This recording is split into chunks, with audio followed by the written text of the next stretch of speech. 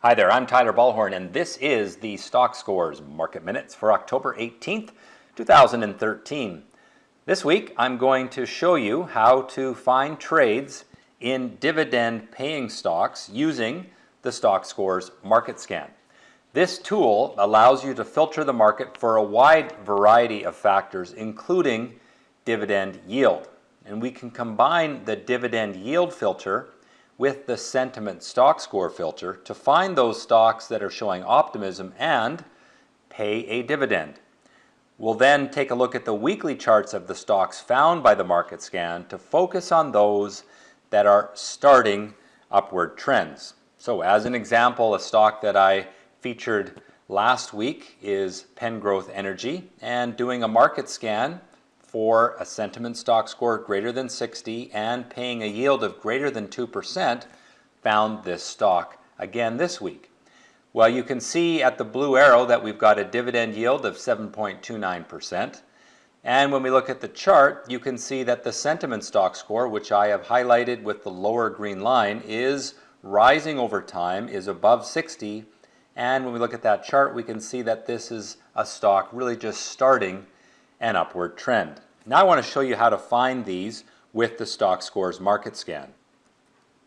Now once in Stockscores.com, the first thing you want to do is set your default chart to a weekly time frame. To do that, just type in any symbol in the box in the upper right. I've typed in Microsoft. And when the chart appears, go down to below the chart where you see the Charting tab and change the interval from whatever you have currently. It's probably set to daily.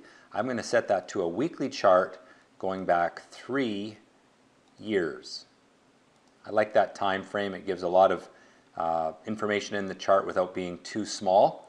So once you click on Create Chart, it will now show you a weekly chart going back 3 years, but it is also set that as your default. So when we do our market scan, the charts that appear as a result of the market scan will be 3-year charts. All right, so next step is to do a market scan itself. Let's focus on the Canadian market for this demonstration. So I'm going to select all Canadian, and I'm going to go to this filter here that says stock. I'm going to click off pays dividends.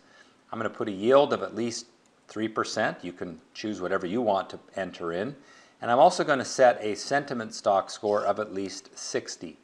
I also like to set a minimum liquidity requirement so I don't get stocks that hardly ever trade. And I do that with the number of trades filter. I'm going to set that to greater than or equal to 100. That means the stock must have traded at least 100 times today.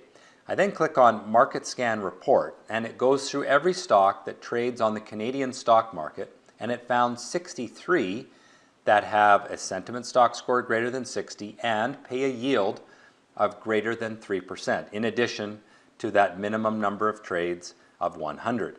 Now my final step is to inspect the charts to see that these stocks are just starting upward trends and not really well into them. I don't want to jump on stocks where I'm too late to the party. So I'm going to click off Select All and then View in Gallery and click on Go. That allows me to view 10 charts at a time on a single page, and I can cycle through these charts looking for the stocks that are breaking through resistance from optimism with some good price action. So for example, Essential Energy Services Trust has had resistance at 280 going back almost 2 years, but this week it is able to break out through that resistance from optimism. Now if I wanted to see a little more detail, I could click on the chart. It will expand the size, so now I can see a little bit better the actual chart pattern, but this is a cup and handle chart pattern with a break from low volatility on the right side of the handle, and we've got rising bottoms. That's a sign of optimism. And this week we had some abnormal buying. You can see abnormal volume this week as well as abnormal price action. And add all of that yield of 4.29%, which is not bad for a stock that is also likely to continue higher. Now keep in mind when you see the yield number, that is based on historical yield. It doesn't guarantee that that is what the company will pay in the future. You should do some due diligence on the company to make sure that their company's plan is to intend to continue to pay the same sort of dividends. Now I can continue cycling through charts. One 10 stocks per page. And when I see something that looks interesting, here's pen growth that we talked about earlier in the presentation. I can click on it, expand the chart, and see more detail. Here you've got a stock that's broken its downward trend, is now building rising bottoms, breaking from a rising bottom, and pays a yield, historically, of 7.29%. All right, let's get back to the regular analysis for this week. Here's the S&P 500. And it has had a good rally over the last week and a half, bouncing off of the upward trend line, which I've highlighted in green. And it is now almost to the top of that upward sloping channel where I expect the sellers will get a little more motivated. So in the short term, I think that you're probably going to see this market get stuck. Maybe we'll have one or two more up days, but it looks to me like the buyers are going to get a little bit exhausted in the near term. And so although I am bullish longer term because we're in that bullish upward trend, I do recommend some caution in the short term. The TSX has finally made that breakout. We've been talking about this for a number of weeks, and this week the TSX breaks through resistance from optimism and is likely now to start an upward trend. My only reservation is volume isn't real strong in support of this breakout, and that could lead to a little bit of a pullback in the short term, but it does appear that the TSX is now ready to start to play catch up, and what has been a pretty boring market will start to look a lot better. Treasuries are building optimism after some pretty strong selling through May, June, July, and August. We've seen the market for treasuries base over the last 2 months, and it is now looking like it may break out through resistance at 108, and so my optimism is there for treasuries. And of course, with higher prices in treasuries means lower interest rates, and so we can look forward to that. All right, here's the chart of the Chinese ETF, FXI.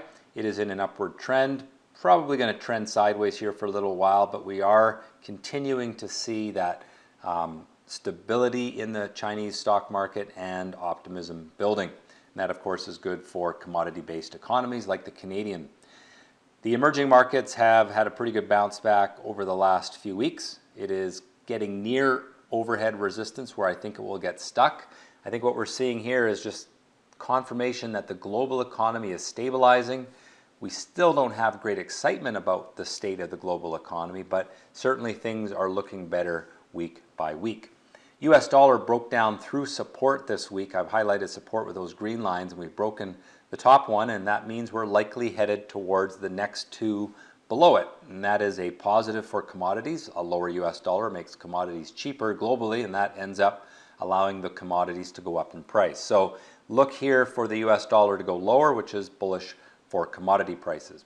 Gold had a pretty good week this week, but it is still not broken its downward trend. It is a chart that is getting better because we are building a rising bottom right now, but until gold can break that downward trend line, which I have drawn in red, I remain bearish on gold.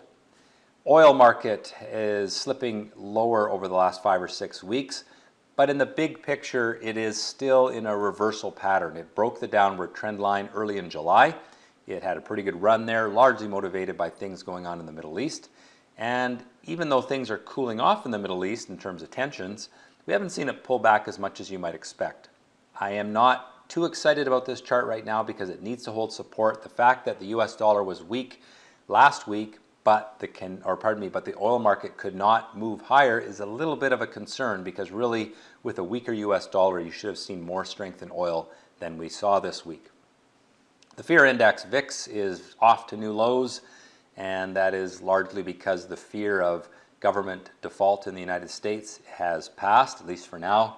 And so I think although this is a bit oversold, and we'll probably see it bounce higher in the very short term, likely coinciding with a pullback in the S&P 500, I remain pretty sure that there's not a lot of fear in the market. So bullish on US stocks, bullish on Canadian stocks, bearish on gold, and neutral on oil.